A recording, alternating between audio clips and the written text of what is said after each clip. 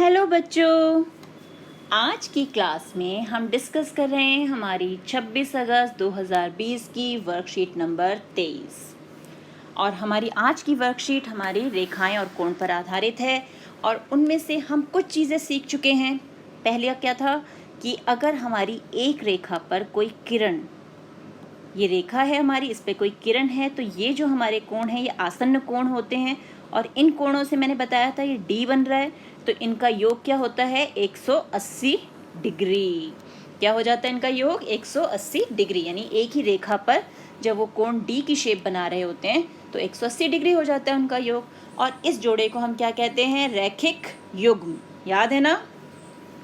और एक हमने सीखा था प्रतिच्छेदी रेखाएं, जिसमें हमारे शीर्षाभिमुख कोण बन रहे थे, याद है, शीर्ष जुड़े हुए थे और मुख एक दूसरे से अपोजिट डायरेक्शन में थे। यहाँ सिर जुड़े हुए हैं और मुख इसका यहाँ, इसका यहाँ।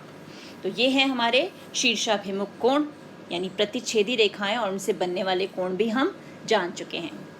तो आज हम क्या डिस्कस करेंगे, आज हम सिद्ध करेंगे कि ये शीर्षाभिमुख कोण जो हैं, ये कोण और ये कोण, इसी प्रकार ये और ये कोण, ये बराबर होते हैं। अभी तो हमने सीखा था कि ये बराबर होते हैं, हमने कथन देखा था। आज हम उस कथन को सिद्ध भी करेंगे। तो हमारी आज की प्रमेय है, यदि दो रेखाएं परस्पर प्रतिच्छेद करती हैं तो सिद्ध कीजिए कि उससे बने शीर्षाभिमुख कोण बराबर होते हैं। तो पहला, हमें यहाँ पर दो रेखाएं दी हुई हैं। एक रेखा है हमारी ए बी, है ना, एक रेखा ए बी हो गई है, ये और ये रहा हमारे पास ए और ये रहा बी। और एक रेखा है हमारी सी डी, यानी ये सी और यहाँ जो बढ़ रही है रेखा वो है डी। और उससे हमारे पास चार कोण बन रहे हैं, एक कोण 1, कोण 2, कोण 3 और कोण 4। और हमें सिद्ध क्या करना है कि शीर्षाभिमुख, यानी कोण 1 और कोण 2 का सिर जुड़ा हुआ है ना, और मुंह इसका इधर और इसका इधर, अभिमुख है इनके मुख, उल्टी डायरेक्शन में है। तो हमें सिद्ध करना है कि कोण 1 बराबर कोण 2 के है और इसी प्रकार कोण 3 और कोण 4 जो हैं वो भी परस्पर बराबर हैं। तो यहाँ हमें क्या करना है, सबसे पहले हम ये देखते हैं, ये रेखा जो हमारी सी डी रेखा है, ये रेखा दिख रही है ना, इस पर जो कोण 1 और कोण 3 है, इन दोनों कोणों को मिलाकर कौन सी आकृति बन रही है, कौन सी आकृति बन गई, डी की। और डी की आकृति होते ही हमारे ये कैसे कोण हो गए, रैखिक युग्म। और इनका योग किसके बराबर होगा, जल्दी बताइए, जल्दी जल्दी, 180। शाबाश, आपको तो याद है। तो इसका मतलब कि जो कोण 1 और कोण 3 है, इन दोनों का योग हो गया 180 डिग्री। अब हम क्या कर रहे हैं, अब हमने रेखा ले ली कौन सी, ए बी, यानी ये वाली रेखा ले ली ए बी, ठीक है। अब इसमें कोण 3 और कोण 2, ये कोण 3 है और ये कोण 2 है, इनको अगर जोड़ें तो फिर कौन सी आकृति बन गई, डी की, यानी इनका योग भी क्या हो गया 180 डिग्री, यानी कोण 3 जमा कोण 2 बराबर 180 डिग्री। अब हम इसे मान लें कि ये है हमारी समीकरण 1 और ये है समीकरण 2, और दोनों ही, ये कोण 1 जमा 3 ये भी 180 के बराबर है और ये कोण 3 जमा 2 ये भी 180 के बराबर है। तो ये जब दोनों ही चीज़ें 180 के बराबर है तो हम इन्हें परस्पर बराबर रख सकते हैं ना, यानी कोण 1 जमा 3 जो है वो कोण 3 जमा 2 के बराबर हो गया। अब 3 से ये 3 कैंसिल, तो बचा कौन, कोण 1 बराबर कोण 2, यानी हमने एक तो सिद्ध कर दिया और उसी प्रकार से हम सिद्ध कर सकते हैं कि कोण 3 और कोण 4 भी बराबर है। तो इति सिद्धम, हो गया सिद्ध हमारा। और मैंने आपको लास्ट क्लास में भी बताया था कि प्रमेय सिद्ध करने के लिए हमारे पास कौन कौन से स्टेप होते हैं। सबसे पहले प्रमेय का कथन, फिर दिया है, शाबाश, उसके बाद क्या आएगा, उसके बाद सिद्ध करना है, उसके बाद अगर कोई रचना हो, यहाँ में हमने कोई रचना की नहीं, तो उसके बाद हमारा आएगा प्रमाण या उत्पत्ति, प्रमाण या उत्पत्ति भी इसे हम कहते हैं। तो ये हमारे स्टेप्स हैं। और सबसे ज़रूरी चीज़ हमारी आकृति, आकृति के बिना तो पता ही नहीं चलेगा कौन सा कोण 1 कौन सा कोण 2, है ना। तो आकृति भी हमारे लिए बहुत ज़रूरी है। तो ये प्रमेय लिखने का सही तरीका होता है। अब हमने जो ये सीखा शीर्षाभिमुख कोण के बारे में, अब इसको यूज़ करके हम प्रश्नों को कैसे हल करेंगे, अब हम ये देखते हैं। तो अब हमें यहाँ पर क्या प्रश्न दिया गया है। आकृति 2 में किरण OS रेखा POQ पर खड़ी है। तो ये OS ये रही और ये POQ पर खड़ी है, ठीक है, POQ पर खड़ी हो गई है। किरण OR और OT क्रमशः POS और SOQ के समद्विभाजक हैं। अब ये समद्विभाजक, अगेन सम जमा द्वि जमा भाजक, इसका मतलब क्या हुआ, सम मीन्स समान यानी बराबर, दो टुकड़े, यानी जो ये OR और OT है वो कोण POS और SOQ के दो बराबर टुकड़े कर रहे हैं। समद्विभाजक उसके दो बराबर टुकड़े कर रहे हैं। तो यहाँ पर ये OR है, ये टुकड़े कर रहा है, ठीक है, हमारे इस कोण के, इस पूरे कोण के। और इसी प्रकार OT जो है वो टुकड़े कर रहा है, दो बराबर टुकड़े किसके, इस कोण के। हमें कोण ROT निकालना है, ROT, यानी हमें मान निकालना है यहाँ से यहाँ तक के कोण का, ठीक है। तो शुरू करते हैं। अब क्योंकि ये OS जो है, अगर हम ध्यान से ऐसे देखें, ये आकृति कुछ इस ढंग से है ना हमारी, ये रहा P, ये रहा Q और यहाँ पर OS है। तो OS जो है वो POS और SOQ जो है, इन दोनों को मिलाएं तो कैसी आकृति बन गई, D की आकृति मिल गई। तो इसका मतलब इन दोनों का जोड़ किसके बराबर हो गया, 180 डिग्री। रीज़न क्या है, रैखिक युग्म है ये। अब क्योंकि OR जो है वो समद्विभाजक है, ये रहा हमारा OR, समद्विभाजक का मतलब ये कोण और ये कोण बराबर हो गए। इन कोणों को नाम दे देते हैं, ये भी X तो ये भी X होगा क्योंकि बराबर है। तो हमारा जो POR है और ROS दोनों बराबर हो गए X के बराबर। तो इसका मतलब POS जो पूरा कोण है, एक X ये रहा, 2X से मिलकर बना हुआ है। तो POS जो है वो हो गया 2X के बराबर।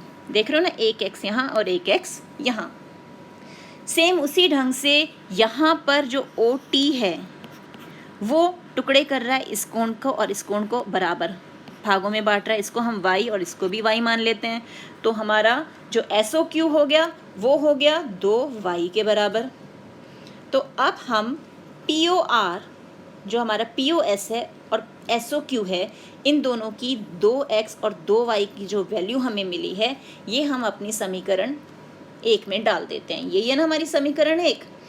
तो समीकरण 1 में डाला तो 2X जमा 2Y बराबर 180 डिग्री, तो X जमा Y बराबर 90 डिग्री। तो और हमें यहाँ पर जो निकालना है वो निकालना है ये कोण, यही कोण निकालना है जो X और Y से मिलकर बना है, यानी X जमा Y बराबर 90 डिग्री, यानी ROT बराबर 90 डिग्री।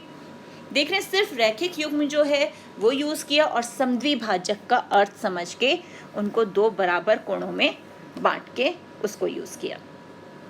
क्लियर? अब बढ़े आगे।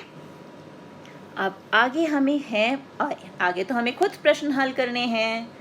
तो अब हम प्रश्न हल करेंगे। देखें हमें क्या क्या प्रश्न दिए गए हैं। पहला प्रश्न क्या है, आकृति 3 में यदि कोण POY 90 डिग्री है और A/B यानी A अनुपात B 2:3 के बराबर है तो C का मान ज्ञात करें। अब ये रही हमारी आकृति, इसे थोड़ा और बड़ा करते हैं। ये आकृति अब हमें क्लियर दिख रही है ना। अब सबसे पहली चीज़, हमें A अनुपात B दिया हुआ है, तो हमारा पहला काम क्या होता है, माना A बराबर 2X और B बराबर 3X, ये हमने मान लिए। अब यहाँ हम ध्यान से देखें कि ये कोण तो 90 डिग्री का है और ये कोण और A और B तीनों को मिलाकर क्या आकृति बन गई हमारी, कौन सी आकृति बन गई है, D की आकृति, यानी इनका योग क्या होगा 180 डिग्री। तो इसका मतलब A जमा B जमा, इसको नाम दे देते हैं कोण 1, कोण 1 बराबर 180 डिग्री। a जमा b क्या हो जाएगा, 180 डिग्री में से कोण 1 माइनस करेंगे और उसका मान है 90 डिग्री। तो a जमा b आ गया हमारे पास 90 डिग्री। और a को हमने माना हुआ है 2x, b को माना हुआ है 3x बराबर 90 डिग्री। तो ये तो 5x बराबर 90 हो गया और x की वैल्यू मिल जाएगी 90/5, यानी कितना हो जाएगा, 18 डिग्री। और जब एक बार हमें x मिल गया तो हम a की वैल्यू निकाल सकते हैं, 2 गुणा 18 यानी 36 डिग्री, और b की हो जाएगी 3 गुणा 18 यानी 18 तिया 54 डिग्री।